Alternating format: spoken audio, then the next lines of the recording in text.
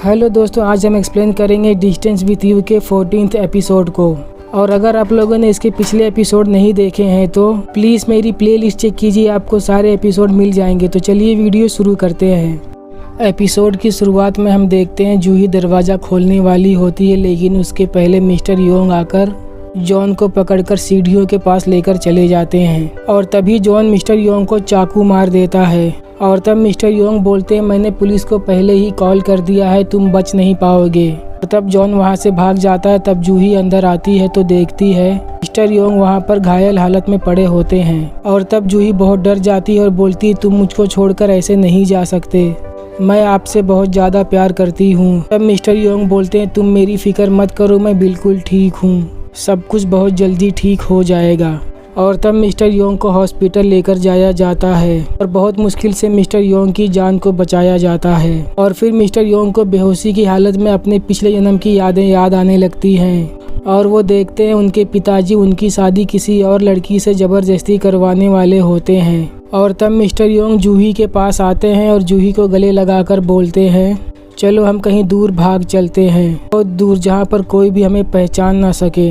और फिर अगले दिन मिस्टर योंग जूही को लेने के लिए आते हैं, साथ में भागने के लिए। और तब जूही मिस्टर योंग के पास आकर बोलती है, मैं एक तांत्रिक हूँ और मैंने हमारा भविष्य देखा है और मैंने देखा कि हमारा प्यार कभी भी कामयाब नहीं होगा और इसीलिए मैं तुम्हारे साथ कहीं भी नहीं जाने वाली। और तब मिस्टर योंग बोलते हैं, मैं तुम्हारे लिए अपने भविष्य को भी बदल दूंगा। और तब जूही बोलती है, अपनी किस्मत के साथ लड़ना बहुत बुरी बात होती है। और तब मिस्टर योंग जूही को बोलते हैं, अगर मैं किसी और से शादी करूंगा और उससे प्यार करूंगा तो तुम बर्दाश्त कर पाओगी।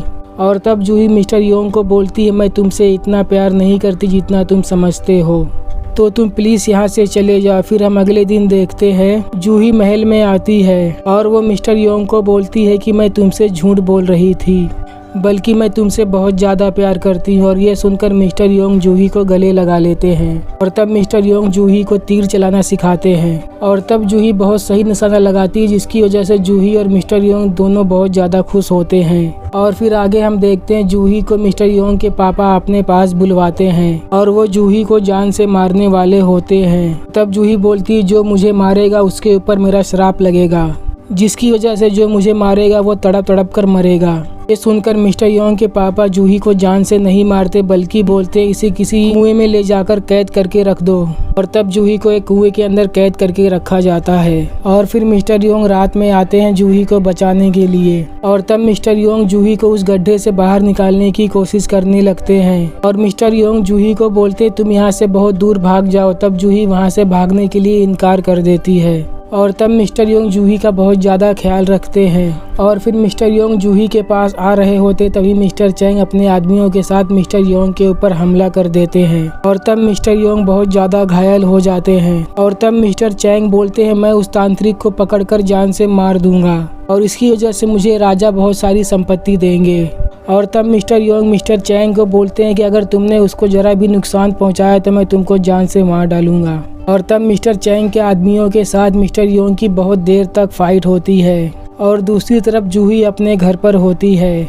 और तब कुछ सिपाही उसको ढूंढते हुए जूही के घर पर आते हैं, लेकिन जूही वहां से भाग चुकी होती है और जूही उन सिपाहियों को नहीं मिलती। जूही भाग रही होती है, लेकिन मिस्टर चैंग के आदमी उसको पकड़ लेते हैं। और तभी वहां पर मिस्टर योंग आते हैं और वो जूही के पास जाते हैं और वो जूही को बोलते हैं, अगर हम इस जन्म में नहीं मिल पाए तो क्या हुआ, अगले जन्म में हम जरूर मिलेंगे और हमारा प्यार जरूर पूरा होगा। और वो जूही के पेट में चाकू मार देते हैं। और तब जूही बोलती, तुमने मुझे क्यों मारा, तुमको पता है जो मुझे मारेगा उसको मेरा श्राप लगेगा।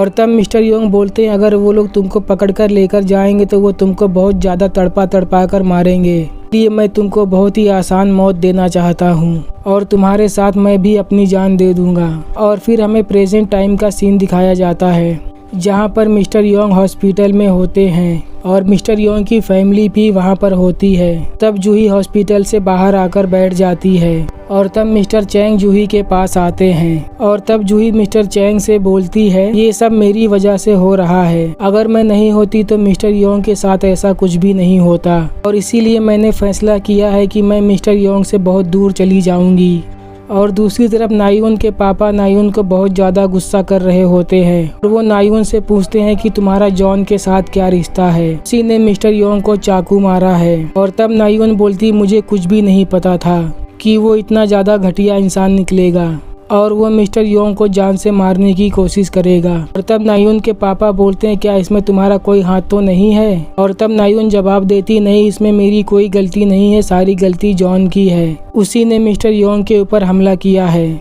और दूसरी तरफ जूही मिस्टर चैंग को बोलती है कि मेरी ही वजह से जॉन ने मिस्टर योंग के ऊपर हमला किया है और इसीलिए मैं मिस्टर योंग से बहुत दूर चली जाऊंगी। और दूसरी तरफ नायोन के पापा नायोन को बोलते हैं अगर मिस्टर योंग को कुछ भी हुआ तो हमारी कंपनी डूब जाएगी, क्योंकि सारे लोग समझेंगे कि हमने मिस्टर योंग को मरवाया है। और तब नायोन बोलती है मैं अभी भी उससे बहुत ज़्यादा प्यार करती हूँ, इसीलिए मैं उसके साथ ऐसा कभी भी नहीं कर सकती।